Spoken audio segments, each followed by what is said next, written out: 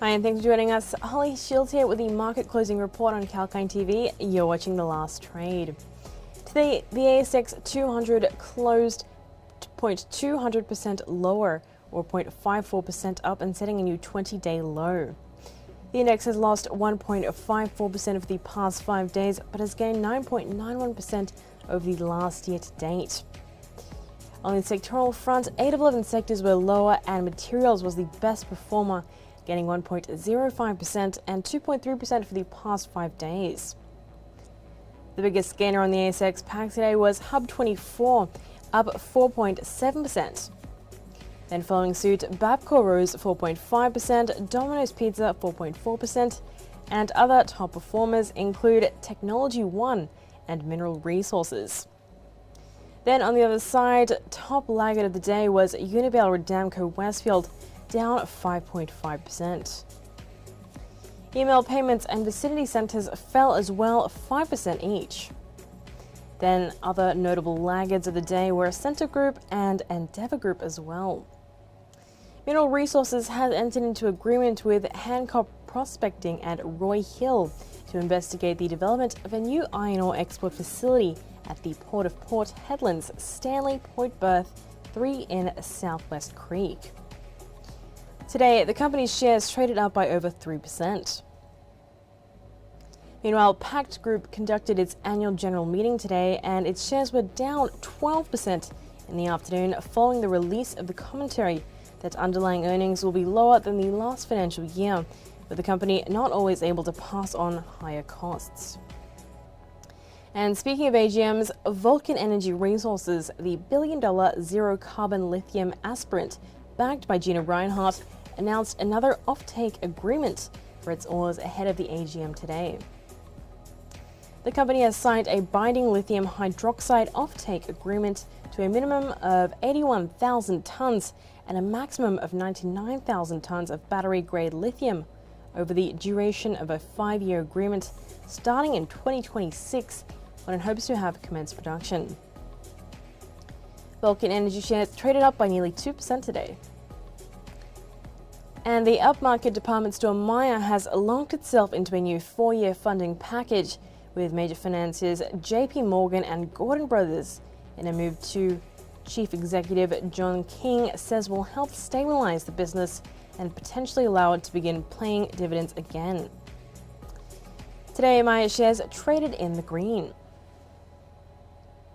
Then Rural Funds Group, has snapped up 27,879 hectare cattle and cropping property in central Queensland for about $69 million. The company is expecting to pay a dividend of 11.73 cents per unit in the 2021 to 22 period. Just last week, Rural Funds Group hit an all-time high of 2.99 on the bourse. Now it's time for a short break.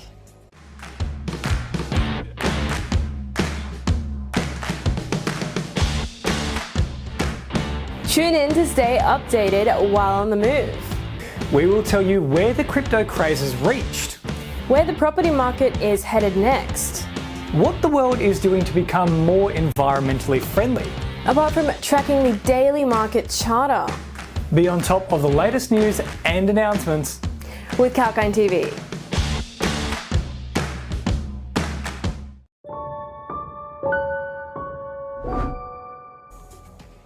Welcome back to the market closing report. Let's take a look at some more trending market updates.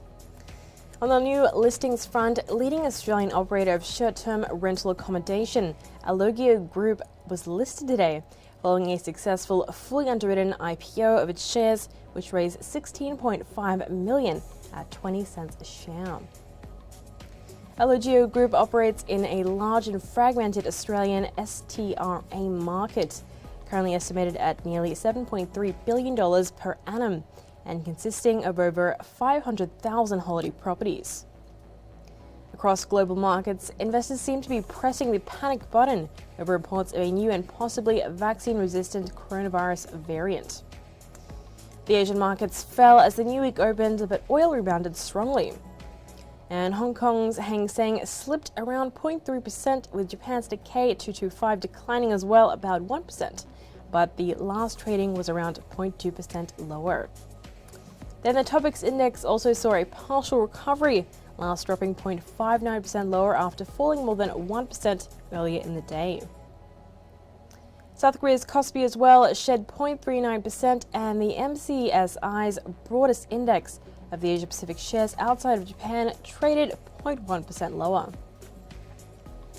And back to Australia now, and a 1.9% fall in inventories in the September quarter might be weighing heavily on the official GDP result this week. Company gross profits operating increased 4% over the September quarter, boosted by government stimulus. Meanwhile, wages and salaries fell 0.8% over the same period, according to ABS data. The global crypto market cap surged 5.58% over the last few hours to stand at $2.58 trillion.